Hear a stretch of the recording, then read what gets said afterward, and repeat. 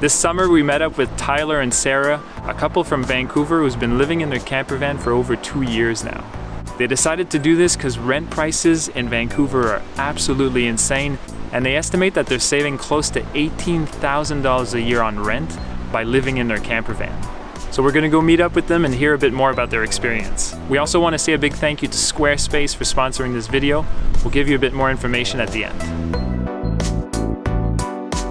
We chose van life after a big part of it is we did the calculation of how much rent we were paying per year, and it ended up being, I think, $18,000 per year to be in Vancouver and live where we wanted to live, and we just live a block away in our van. So we save that $18,000 a year, we get to put it towards living life and doing the things that we want to do, and everybody knows that lives in Vancouver that it's, you know, you spend a majority of all of your money on rent. So once we did that, life became really easy. We didn't have any worries.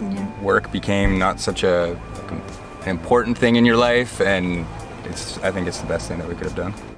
We've been living in the van for 2 years. We've got a kitchen with butcher block counter. We have a bed in the back and a TV with a PlayStation 4. We have storage up above for clothes, and then on the other side we've got more storage and a Dickinson stove, and then just a small, simple porta potty toilet.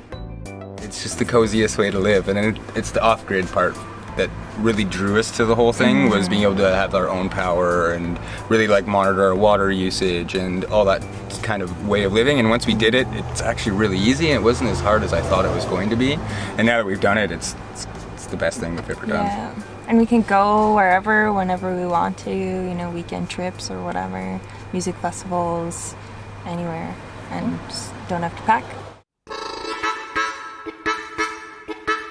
It's a 1990 Dodge B250 Pleasureway, and we bought it off Craigslist for like $4,000, and it was a complete rust bucket. Didn't have anything that really worked. Everything, like the furnace was rusted out, sinks were rusted out, stove was rusted out, so we switched out basically everything, repainted it, and just basically tore everything out and then re-put it back in after it kind of looked a little bit better. But it took quite a while to get that done. Took a good month and a bit.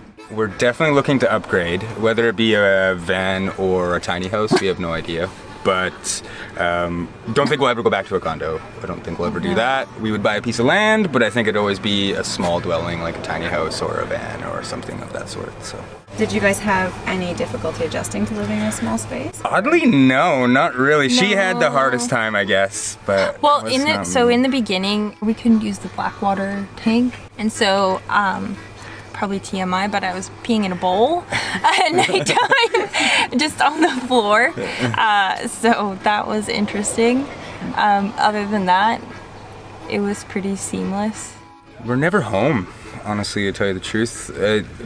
We either work and then go straight to band practice, which ends up being till 9 o'clock, 9:30. We usually just hang out in the back.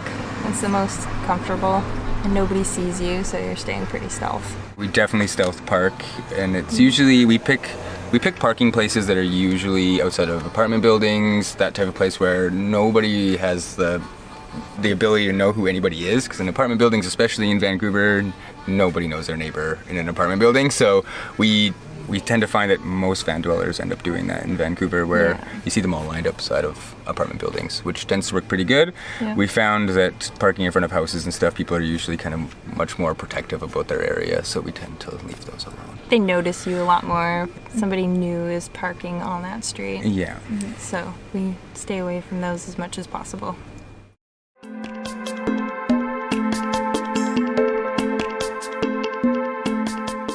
We get a lot of questions about what we do with the dogs, because there's a lot of animal lovers out there. They go to work with Tyler, and then if we're going out, we just make sure that they're safe in here.